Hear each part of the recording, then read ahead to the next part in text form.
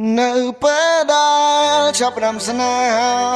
នឹងពេលដែលបាយបាក់ស្នេហាមានកូនចិនមួយតាមប្រាប់ខ្ញុំថាខ្ញុំមិនអាចរក្សាក្តីស្នេហានឹងបានឡើយអារម្មណ៍ក៏ដូចជាគំនិតក៏ដូចជាអារម្មណ៍ចាប់ផ្ដើមស្នេហាអារម្មណ៍ចាប់ផ្ដើមប្រមូលផ្ដុំពេលបែកបាក់ស្នេហាអារម្មណ៍អង្គុយយំដូចជាក្មេងបៀមដៃនៅមិនទាន់អង្គធំគិតឡើងវិញពីស្នេហាទើបចាប់ផ្ដើមមិនចង់ឲ្យវារលត់ផុតជាមួយនឹងខ្យល់ដង្ហើមផ្ទុយទៅវិញខ្ញុំចង់បានស្នេហាដែលចេះផ្ដើមផ្ដោសំណើមសំស្នេហាការពារមិនឲ្យបាត់បង់អ្នកណាមិនចង់បានក្តីស្នេហាបែបនេះអ្នកណាមិនចង់បានការលះបង់បែបនេះតែនៅតែមានថ្ងៃស្នេហ៍ដែលមិនគង់វង្សជាថ្ងៃមួយដែលស្នេហាត្រូវបាននៅពេលដែលចាប់ផ្ដើមស្នេហា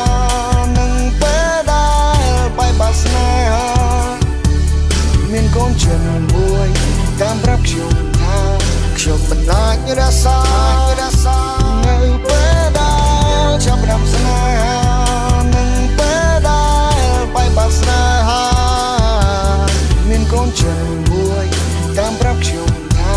ខ្ញុំមិនអាចរក្សាក្តីស្នេហានេះបានឡើយថ្ងៃដែលលេចលងក៏ចាប់ផ្ដើមមកដល់អនុស្សាវរីយ៍ទាំងប៉ុន្មានក៏ត្រូវបានបន្សល់សំណល់ស្នេហ៍ចាប់ផ្ដើមក៏ដូចជាភ្នំចាំផ្ដើមខឹងគ្នាបង្កឲ្យកើតទៅជាគំនុំចាំផ្ដើមស្អប់គ្នាបាត់បង់ទាំងអស់រាល់ការជួបជុំសល់តែខ្ញុំហើយនឹងគេគ្មានអូនបងដូចមុនទេក្រុមយ៉ាងគឺទៅទេ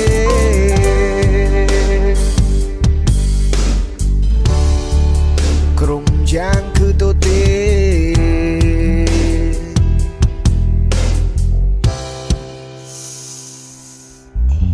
ទ្រាំនោះបៀមគ្រោះយ៉ាងណាក៏នៅតែញញឹមសប្បាយនឹងទុកមិនក៏វាត្រូវដល់ទន្ទឹមចាប់ដើមយ៉ាងឡបានលើពីការដែលរំពឹងហើយអ្វីត្រូវបញ្ចប់ដោយការស្អប់និងកំហឹងមិនដែលមិនជឿថានឹងកើតបបងទេមិនដែលបែរដូចយើងមិនលបានតែមួយពេលទោះជាយ៉ាងណាក៏មិនអាចនឹងដូចដើមស្នេហាមួយនេះវារៀបទាំងអស់ទាំងហើមគ្មាននំបងហើយដូចមុនទៀតទេ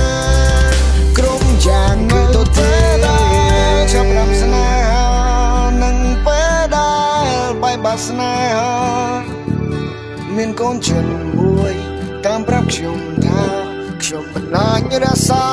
នៅពេលដែល